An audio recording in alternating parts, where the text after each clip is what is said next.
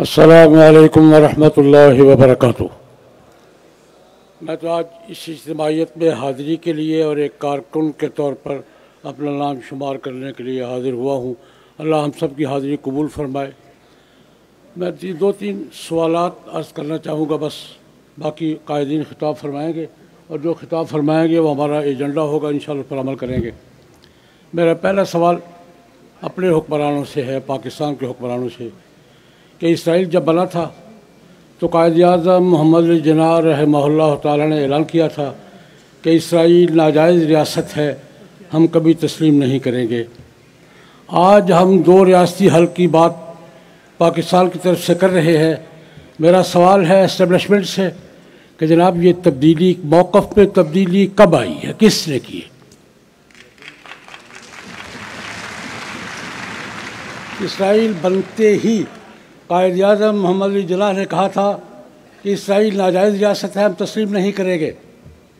आज हमारे वज़ीर-ए-आज़म का कल बयान आया है कि दो रियासती हल, जो रियासती हल का मतलब क्या है? मेरा सिर्फ सवाल ये है कि ये पाकिस्तान के मौक़िफ़ में तब्दीली कब आई है, किसने की है, कौन अथॉरिटी है जिसने कायद-ए-आज़म को मौक़िफ़ को मुस्तरद करके दो रियासती हल की बात कर रहा है? मेरा पहला सवाल उनसे। मेरा दूसरा सवाल आलमी इस्टेब्लिशमेंट से है। सन 47 में ये दो रियासती वालों से, पहला तो मैंने अपने हुक्मरानों से किया है, दूसरा सवाल मेरा दो रियासती हल वालों से है। जनाब आप कहते हैं दो रियासती हल है फ़लस्तीन का, आपने किया था 47 में। अब तक आप दो रियासती हल का फार्मूला उसको अमल नहीं ला सके। आप 75 साल से डेढ़ रियासती फार्मूले पर अमल कर रहे हैं और डेढ़ रियासती फार्मूले को फ़लस्तीन पर मुसल्लत किए हुए हैं। एक तरफ इसराइल मुकम्मल रियासत है और फ़लस्तीन को नॉर्मल खुद मुख्तार रियासत आप नहीं बनने दे रहे। मेरा सवाल समझ में आया? इसराइल को आप सपोर्ट कर रहे हैं, असबाब मुहैया कर रहे हैं, वसाइल मुहैया कर रहे हैं, कुव्वत मुहैया कर रहे हैं, उसके पीछे खड़े हैं। अमेरिका समेत, अक़वाम मुत्तहिदा समेत एक मुकम्मल ताकतवर रियासत के तौर पर खड़ा है। और दूसरी रियासत फ़लस्तीन को, जिसको आप रियासत कहते हैं और आपको रियासत कहते हुए शर्म नहीं आती कि आप उस फ़लस्तीन को एक नॉर्मल खुद मुख्तार रियासत नहीं बनने दे रहे, आप नहीं बनने दे रहे। ये डेढ़ रियासती फार्मूला कहाँ से आया है और ये 75 साल से क्यों मुसल्लत है? मेरी गुजारिश समझ आई है, ये फ़लस्तीन दो रियासतें हैं, ये डेढ़ रियासत है।